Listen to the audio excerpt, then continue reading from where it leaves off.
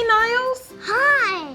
We are gonna read a special book today, and we're gonna meet a special person. Her name is Meena Harris. Say hi, Meena. Hi, Meena. Hi Stevie and Niles. Happy National Parents Day. You too. Thank you. Well, I'm so excited to be with you, and I'm so honored to get to read my book with you. I hope you love it. I hope you are really excited about reading. So should we get into it? I would love that. Let's get it. All right, here we go. Kamala and Maya's Big Idea, written by Meena Harris and illustrated by Ana Ramirez Gonzalez. You know what should be out there? Kamala asked her sister Maya. Us? Said Maya. A slide, said Kamala. And a swing, Maya added. A playground, they shouted together. Kamala and Maya had an idea. It was a very good idea and a very big idea. They were going to need help. Wouldn't it be great if there was a playground in the courtyard? Maya said. That does sound nice, Mommy agreed. How can we make that happen? Kamala asked. Well, I suppose the first step would be to ask the landlord, the person who owns the building. So Kamala wrote a letter and Maya drew a picture, and they went to see the landlord to discuss their idea. The landlord thought about it for less than a second. I don't think so. No, that was not the answer they wanted, but they weren't ready to give up. That night, the sisters tried to think of ways to turn a no into a yes. They asked the other kids in the building if they wanted a playground in the courtyard. Did they? Of course they did, and they had ideas too. Let's have a teeter-totter, and a basketball hoop, and flowers. So Kamala wrote a longer letter to see the landlord together. Dear landlord, right now, the courtyard of our building is empty and no one uses it. If there were swings, kids could fly high. If there was a sandbox, kids could build. And if there was a slide, kids could go so far, so fast. Can you build it? Please. The landlord thought about it for less than 5 seconds. A project this big is expensive. We don't have the money for that. Do your parents know you're here? This was not the answer they wanted, but Kamala was not ready to give up. If we ask her parents and do it all ourselves, can we fix up the courtyard? The landlord thought about that for a whole 10 seconds. Finally, he shrugged. If you can do it yourselves, sure. This wasn't exactly the answer they wanted, but it was a start. All right, I think we have a special guest who is going to pick up the next part of the book. Who is it? Hey Niles, so good to see you all. I'll pick it up from here. The kids all spoke to their parents about their ideas for the courtyard. They hung up the posters and knocked on the neighbors' doors. But they got the same answers from everyone. I'm sorry. Wow, that is a big job. Wish I could help. Which they knew meant no, no, no. But then Mr. Green stopped to talk. I work construction and I can maybe get some scrap lumber and some sand for a sandbox. Really? Kamala said. Yes, exclaimed Maya. Okay, I'll try.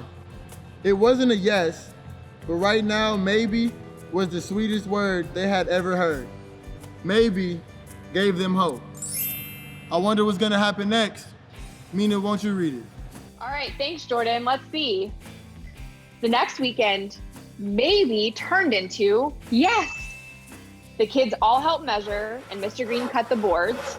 Then they sanded and hammered and sanded some more, and then came the actual sand. They were all thanking Mr. Green when Miss Lopez stopped to talk. I work at a garage. Maybe they have an extra tire for a teeter-totter. Another maybe. In the weeks that followed, lots of I don't knows turned into maybe. And then Yes! No one could do everything, but everyone could do something. Kamala and Maya wanted everyone to celebrate the new playground, so they made another big poster inviting their neighbors to a potluck party. There were hot dogs and hummus, spicy chicken and potato salad, strawberries and brownies and lemonade. We love all the yummies. And cheese? Mrs. Flores set up a sprinkler for the kids to run through. Mr. Green brought the music for dancing. How do we dance?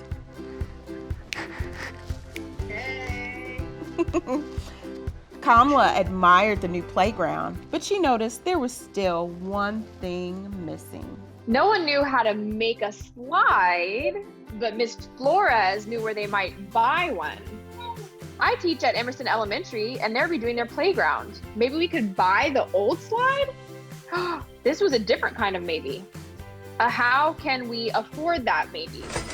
But now everyone was trying to find a way to turn that maybe into a yes. These brownies are delicious. Maybe we could have a bake sale. We can all bring toys and books and have a sidewalk sale. No one could do everything, but everyone could contribute something. Look at the slide. It's so long. It's the slide. They got the slide. When the slide arrived at last, Maya and Kamala got the first ride. The landlord was impressed. I want to shake your hands, girls, he said. You did a good job. You all did a good job.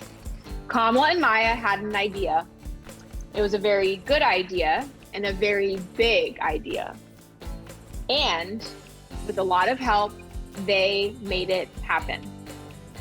Hooray for Kamala and Maya! Hooray for the Persisters! What's next, Kamala? Kamala, looking up, said, I'm wondering what the view is like from the roof. The end. That's my book.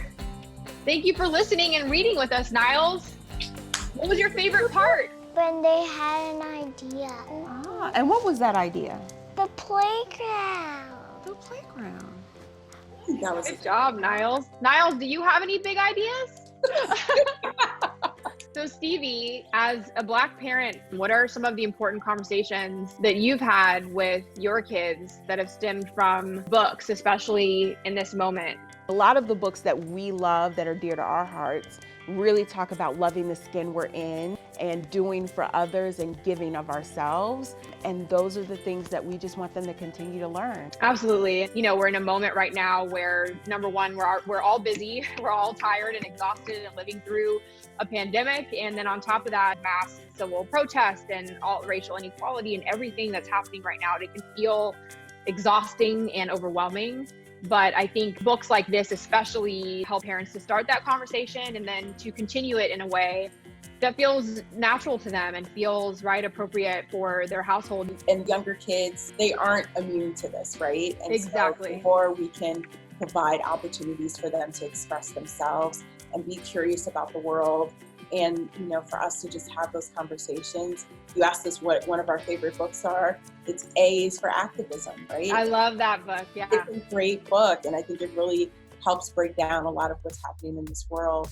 Absolutely. And I think in that way too, it's just as important for white parents, right? To be using books like this, messages like that. And it takes real purpose in that way as a parent. For me, a lot of it comes from activism. That's sort of what I'm guided by. And a lot of the things that I'm teaching my kids. Once the status quo is that women and people of color are in charge and, you know, running the world, then I will feel satisfied that we've accomplished what we set out to, right? Because for so long, that has not been a default, that has not been a status quo.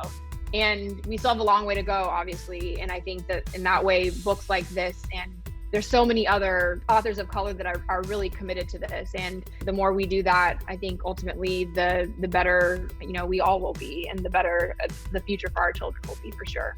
I love that. And I love the diversity of the book. I love, you know, we talk about wanting to give them an opportunity to see themselves. That was your very reason for your girls, right? I want to give them an opportunity to see themselves in a book. Not just seeing themselves, I want them to see other races and other cultures and embrace differences. And the more we see it and the more we give it to our kids, the more we normalize it. And I think like that's the most important thing. We as parents, right, as moms, when we think about what we want for our kids in this life, I just want him to be a good person. Absolutely. And when you expose them to those sorts of messages, especially through books, they just become good people. And as you said, that's, I think, what all of us parents want. It's really basic, right? For our kids to be safe and to be good people. I love that. At the end of the day, I just want him to contribute to this world in such a dynamic way and in such a giving way and give of himself. And the basis for him to do that, for me, is that he has to have a sense of self. He has to have courageousness. He has to be able to walk fearlessly and really understand who and what he is. Absolutely. Thank you to the Warriors for hosting this read-along story time. Thank you for supporting me as an author. Thank you for inviting me into your community and your homes. Happy Parents' Day to you and to everyone watching. So excited that everyone was able to join us today. Continue to read with your families, with your children. Continue to learn, and we'll see you next time. Happy Parents' Day. Thank you.